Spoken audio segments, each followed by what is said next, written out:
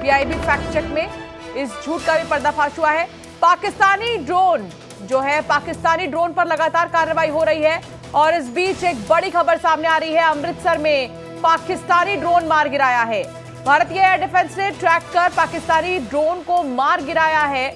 Drone में high explosive payload था। बड़ी खबर, पाकिस्तानी ड्रोन अमृतसर में मार गिराया गया,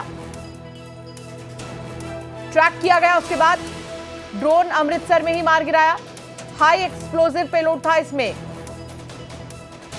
ट्रैक करने के बाद इस ड्रोन को तबाह किया गया है। भारतीय एयर डिफेंस ने ट्रैक किया और फिर इस ड्रोन को तबाह कर दिया। समय रहते तबाह किया गया, वरना बहुत नुकसान हो सकता था। बड़ी खबर आपको बता रहे हैं, भारतीय एयर डिफेंस ने ट्रैक कर उस ड्रोन को तबाह कर दिया जिसमें हाई एक्सप्लोजिव पेलोड था।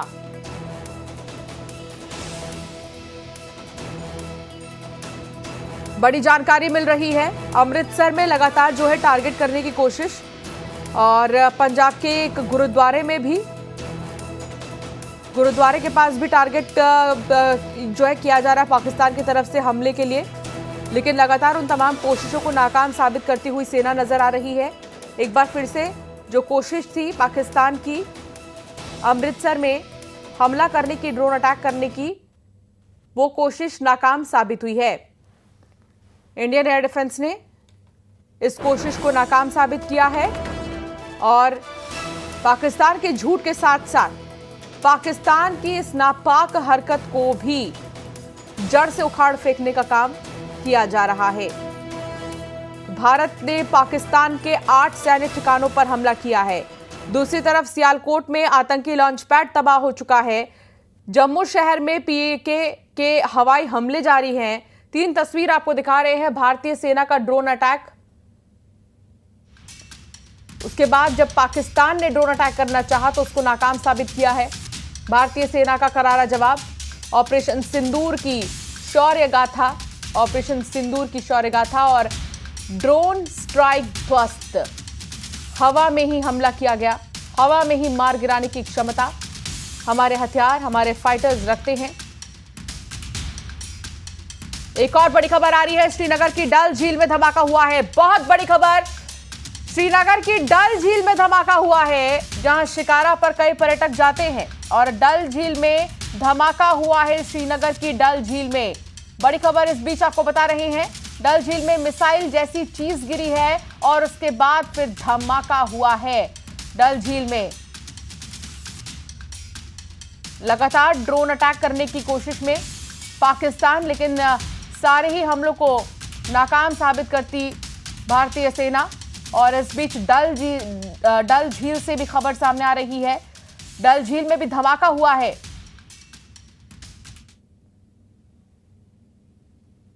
लगातार जारी रहे और इसी सिलसिले में श्रीनगर में हमला किया गया। सुबह करीब 6 बजे के आसपास एकाएक श्रीनगर में जोरदार धमाके की आवाज़ सुनाई देती है, जिसके बाद कई इलाकों में मलबा बरामद होता है और वहां पर ये बाद में पता चलता है कि श्रीनगर के महत्वपूर्ण हिस्सों को टारगेट करने की कोशिश की जाती है, जिसमें अवंतीपुरा एयरबेस के पास का इलाका है, इसके अलावा श्रीनगर एयरपोर्ट के पास आसपास का इलाका है, इसके अलावा श्रीनगर के रिहायशी इलाके। यहाँ पर डल झील में इस इलाके में कुछ मलबे बरामद हुए हैं। उस पाकिस्तान द्वारा की गई नापाक कोशिश के बाद उन मलबों को फिलहाल अभी स्थानीय पुलिस और सीआरपीएफ ने अपने पास लिया है और जांच के लिए संबंधित एजेंसियां ले गई हैं कि वो मलबे आखिरकार हो किस चीज़ के सकते हैं। वो ड्रोन के हो सकते हैं या फिर किसी फाइटर जेट के हो सकते हैं या फिर किसी छोटी मिसाइल के हो सकते हैं। उनको यहाँ से इकट्ठा किया गया है और उसके बाद उनकी जांच चल रही है। कुल मिलाकर अब श्रीनगर को भी टारगेट करने की पाकिस्तान द्वारा यह कोशिश की गई है, लेकिन हमेशा की तरह पिछले 3 दिन की तरह इस कोशिश में भी पाकिस्तान हुआ है बुरी तरीके से नाकाम। कैमरा पर्सन राकेश नेगी के साथ अमित पांडे, श्रीनगर, न्यूज़ 18 इंडिया। इस बीच एक और बड़ी खबर आ रही है। भारत के एक्शन के बाद पाकिस्तान में हड़कंप है। पीएम शहबाज का थोड़ी ही देर में बयान जो है, शहबाज देखते हैं क्या बोलेंगे, संबोधित करेंगे शहबाज थोड़ी ही देर में। बड़ी खबर आपको बता रहे हैं, पाक पीएम शहबाज शरीफ का थोड़ी ही देर में संबोधन होगा और फिर ये देखना होगा कि शहबाज क्या कहेंगे। भारत के एक्शन के बाद पाकिस्तान में हड़कंप। तो दूसरी तरफ हरप्रीत सिंह हमारे साथ है, डिफेंस एक्सपर्ट।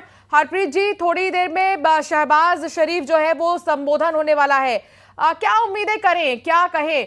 दूसरी तरफ इस पर भी एक रिएक्शन आपसे चाहूंगी। अमृतसर को जिस तरीके से टारगेट किया जा रहा है, कोटली में गुरुद्वारे पर हमला करने की कोशिश की गई, कोटली में भी हमला हुआ और गुरदासपुर में भी हुआ है। पैनी मियां खां करके एक जगह है, मेरे को अभी फोन आया था, वहां भी 3 गोले गिरे हैं अभी। लेकिन कुछ मानहानि नहीं हुआ है, जमीनों में गिरे हैं। निशाने उनके शायद इतने तंदुरुस्त नहीं है, उनको हमारे से ट्रेनिंग लेने की अभी जरूरत है कि अच्छी से उन लोग फायर ढंग से कर नहीं पा रहे हैं। तो मुझे लगता है कि उन लोग पहले आके हमारे भारत में ट्रेनिंग ले कि गोला फेंकते कैसे हैं और कहाँ निशाना लगाना चाहिए और कहाँ लग रहा है उनका। तो फालतू को वो अपने खर्चा बढ़ा रहे हैं गवर्नमेंट का भी। बौखलाहट इसे बोलेंगे, जी बौखलाहट बोल सकते हैं। हाँ, अभी जितना हमारे पास खबरें आ रही हैं वहां से भी हमने अभी वॉलंटियर्स की टीम तैयार करके अपने छत्तीसगढ़ में भी दे दिए हैं। जो एक्स सर्विसमैन हैं, जितने भी लीग्स हैं, उनसे हमारी निरंतर बात हो रही है। और जितने भी जिला सैनिक बोर्ड है उनमें हमने दे दिया है कि अगर आपको लगता है कि हमारी कहीं भी जरूरत पड़ सकती है तो हम अपने वॉलंटियर्स के नाम दे चुके हैं और आगे भी ऐसे ही अपनी गवर्नमेंट के साथ मिलकर वहां पर खड़े रहेंगे। लेकिन जो निशानेबाजी चल रही है, जो उन लोग फायरिंग चल रही है, वो अभी चलेगी, अभी और भी चलेंगी। लेकिन उस पर हमें घबराने की जरूरत नहीं है। हमारी सेना बहुत ही मजबूत है, चौथा स्तंभ है हमारे भी ऑल वर्ल्ड में। जो हमारा नाम है इंडियन आर्मी का, वो निश्चित ही बहुत अच्छा काम कर रही है, वहां आगे भी करती रहेगी। 1971 में भी जो चल रहा था उससे कहीं ज्यादा रिजल्ट हमारे अच्छे थे। और वो बाद में जब आत्मसमर्पण उनका हुआ उसके बाद एक तरफा हो गया था कि इन लोग में सिर्फ भगदड़ वाला काम ही करते हैं और कुछ नहीं करते पहले के मुकाबले। लेकिन सेना को ज्यादा छूट दी गई है और यही तो नतीजा है कि जब तरीका और तारीख सेना तय कर चुकी है तो उसका अंजाम भी देखने को मिल रहा है। जब सेना को छूट दी जाएगी तो देखिए, एक भी हमला जो है पाकिस्तान का सफल नहीं रहा, सारे ही हमले जो है फेल हो गए उसके। जी जी बिल्कुल सही। भारत सरकार का हम बहुत तहे दिल से धन्यवाद करेंगे, जो हमें पीएम साहब हैं नरेंद्र मोदी जी, जिन्होंने ऐसे रूल बनाए कि जिसमें हमारे को छूट मिल गई। पहले ऐसे नहीं था कि हमें छूट मिलती नहीं थी। और पीओके में निरंतर हमें देखने मिलता था जो आर्मी के जो जवान थे उन लोग को आम नागरिक ही बहुत परेशान करते थे वहां के। लेकिन अभी ऐसा है कि हमें फुल छूट है, हमें ये पता है कि कौन दुश्मन है कौन नहीं है। अब हम अपना जो रिजल्ट है वो हम लोग बेहतर दे पा रहे हैं। बिल्कुल, और कोऑर्डिनेशन के साथ काम कर पा रहे हैं, यही अच्छी बात है सेना के लिए भी कि जब तीनों ही सेना प्रमुख राजनाथ सिंह से भी मिल रहे थे तो एक अच्छा बेहतर कोऑर्डिनेशन के साथ काम करना ही जो मेन चीज है उस पर फोकस करना ही था। अभी के इस हालात को आप कैसे देखते हैं? इसे भी आपसे समझना चाहेंगे कि मौजूदा हालात आपको किस ओर इशारा कर रहे हैं। आखिर ये पाकिस्तान की बौखलाहट, आतंकी ठिकानों पर हमला करने के बाद क्या इस तरह नागरिकों पर हमला कर बदला लेगा पाकिस्तान?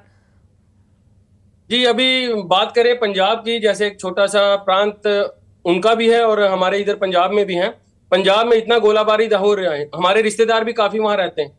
तो उनसे मैंने बोला कि मैं काम करता हूँ, आपको इधर ले आता हूँ सेफ जगह में। तो उन्होंने बोला कि अगर आपको लग रहा है कि हम सेफ नहीं है तो आप हमारे पास आ जाइए। फौज वाले जो गए हैं वो भी हमारे बच्चे हैं और फौज के साथ अगर हम नहीं खड़े रहेंगे तो कौन खड़े होगा। बोलता गोले फेंकने दो जितना मर्जी, जब तक हमारे शरीर में जान है हम वहां आगे जाते रहेंगे और जाएंगे भी, और कंधे से कंधा मिला के काम करेंगे। तो ये जो चीज है ये मनोबल बढ़ाती है फौज का। और आम नागरिक अगर जब तक हमारे सपोर्ट में रहेंगे तब तक हमें कोई हरा नहीं पाता। हारता हम खुद अपने से हैं। जब तक हम खुद नहीं मान रहे हैं कि हम नहीं हारे